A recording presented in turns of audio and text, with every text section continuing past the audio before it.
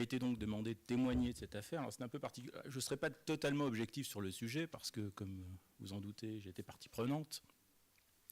Je voudrais quand même apporter un éclairage qui est celui d'un avocat militant qui travaille dans l'urgence d'avoir à faire cesser un trouble manifestement illicite, et bien des difficultés auxquelles je suis confronté, nous sommes confrontés, nous, avocats, lorsque une association nous demande d'obtenir la cessation d'un contenu, le retrait d'un contenu.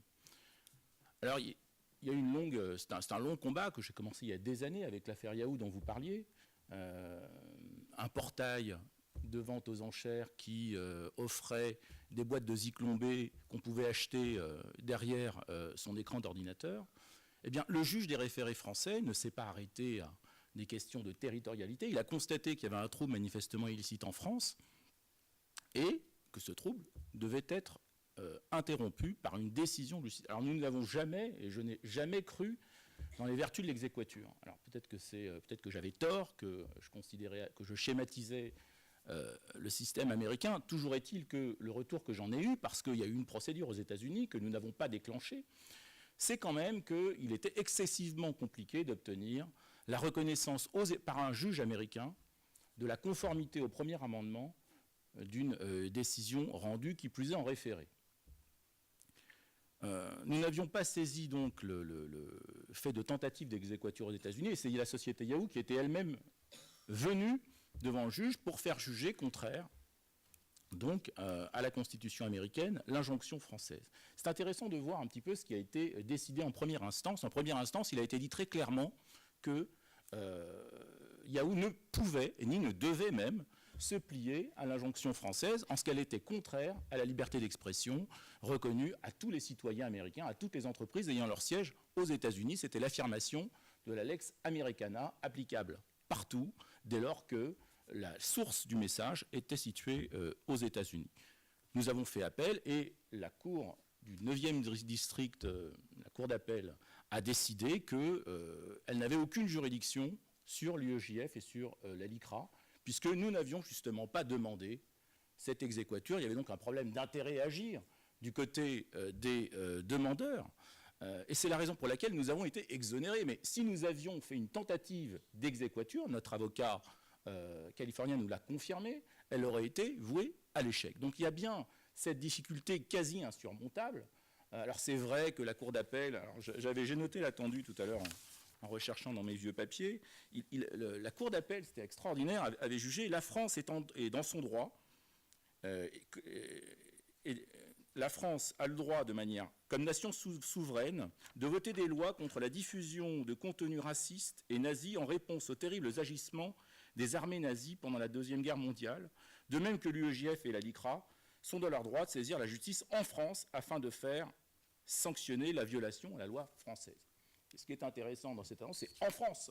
Si vous tentez de faire appliquer cette loi ailleurs que dans ce pays-là, eh bien, vous allez vous heurter à des difficultés insurmontables.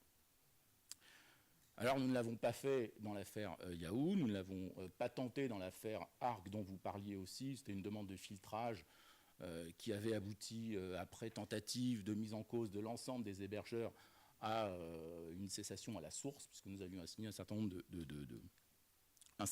de fournisseurs d'accès.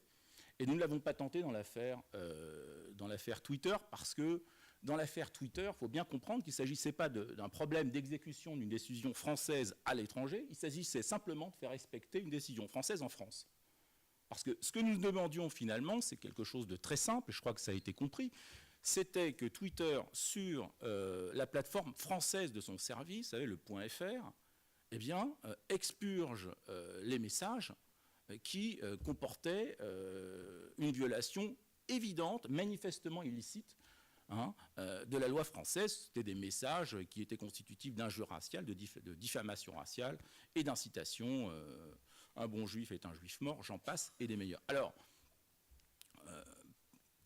par une décision excellemment motivée, le juge des référés parisien a fait droit à notre demande et s'en est suivi, bien sûr, des tentatives d'exécution, mais pas une demande d'exéquatur, parce que la position de Twitter devant le juge des référés était la suivante.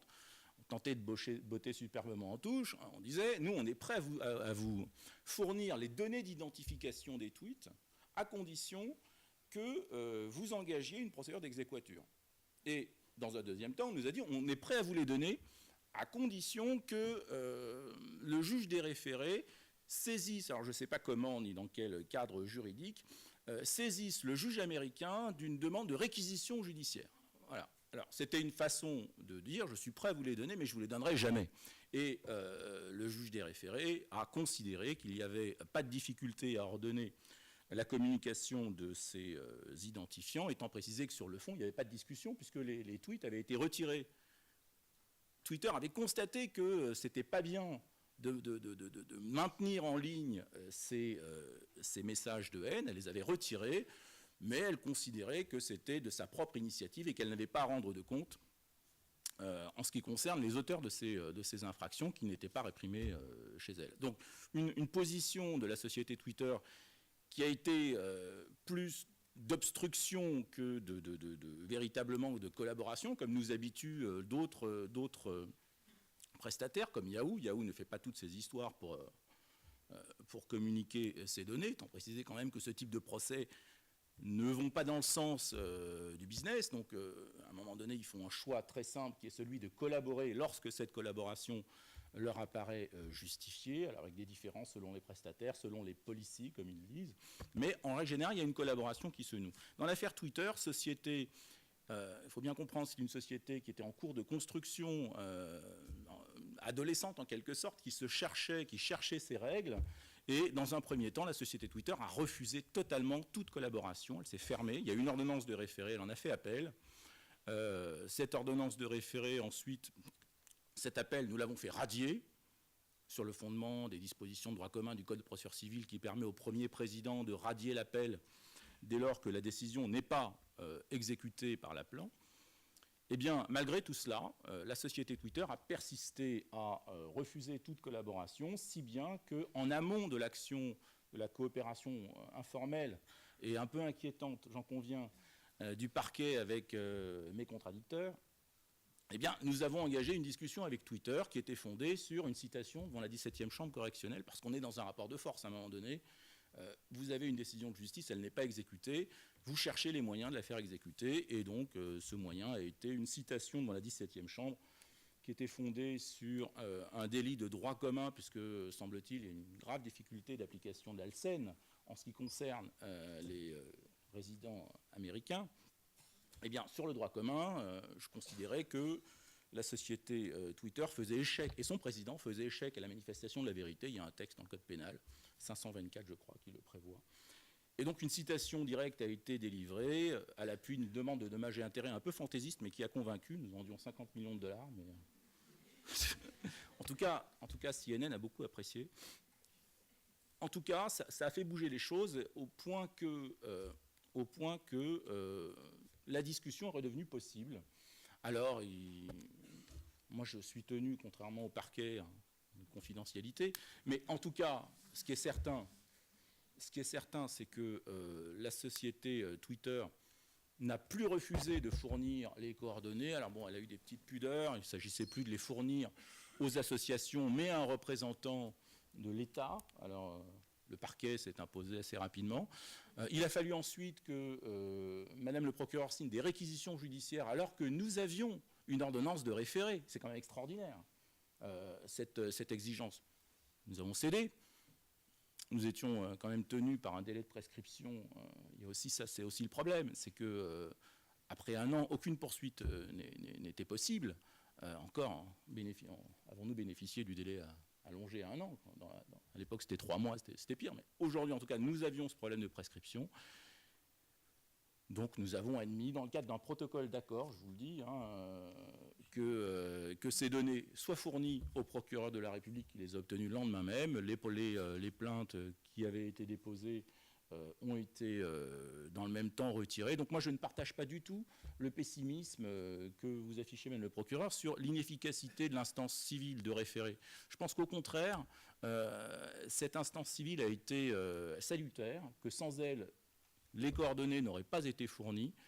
sans la décision qui a été rendue et qui a été rendue selon une motivation implacable, eh bien, l'affaire, les auteurs de ces tweets resteraient impunis. Ce ne sera pas le cas aujourd'hui, puisque je crois que l'enquête est en cours, et à en croire ce que je peux lire sur Internet, et l'interview que j'ai pu y voir d'ailleurs d'un individu qui a été identifié, qui est venu expliquer devant une webcam l'atteinte intolérable à sa liberté d'expression qui avait été commise par cette convocation au commissariat pour s'expliquer du contenu de ces mails. Alors c'est intéressant, c'est un militant d'extrême gauche très instruit, qui n'a rien du maghrébin qu'on a essayé de nous vendre comme le profil type de l'antisémite qui était derrière ces tweets. On est en train aujourd'hui d'obtenir justice. J'espère que le procès se tiendra avant des années. Comme vous disiez, je pense que vous avez tous les éléments pour le... Alors pour l'avenir, la question c'est comment on obtient une coopération qui ne soit pas une coopération informelle, qui soit une coopération fondée sur la loi, dans un état de droit, ça me paraît aussi important, et bien peut-être en engageant des poursuites contre les hébergeurs, où qu'ils soient situés, qui ne veulent pas se soumettre à la loi française. Le parquet a tout à fait la possibilité de poursuivre les infractions qui sont commises sur ce territoire par un refus de communication de données d'identification qui demandées sur ce territoire, peu importe le lieu de détention de ces données. Ce n'est pas ça le sujet. Le sujet, c'est que ces sites s'adressent à un public français, menacent des victimes françaises, en l'occurrence des juifs français étaient la cible d'infractions pénales. Il n'y a aucune raison pour que le parquet ne s'en prenne pas aux hébergeurs qui ne souhaitent pas coopérer, parce que la loi pour la confiance dans l'économie numérique, c'est un équilibre. Cet équilibre a été rompu. Vous avez d'un côté l'absence de devoir de surveillance des hébergeurs dont vous parlez, mon confrère, et de l'autre côté une obligation de coopération avec les victimes. C'est ça l'équilibre. On ne vous demande pas de surveiller, mais par contre, lorsque vous avez une demande judiciaire, vous devez coopérer, permettre aux victimes d'exercer leurs droits. Si cet équilibre est rompu, eh bien, je pense qu'il y aura une menace à terme sur la liberté d'expression et que la loi pour la confiance dans l'économie numérique sera forcément remise en chantier. Voilà très rapidement le témoignage que je voulais porter à votre connaissance. Et voilà, j'espère qu'à l'avenir, nous aurons des dénouements aussi favorables, mais peut-être un petit peu moins compliqués.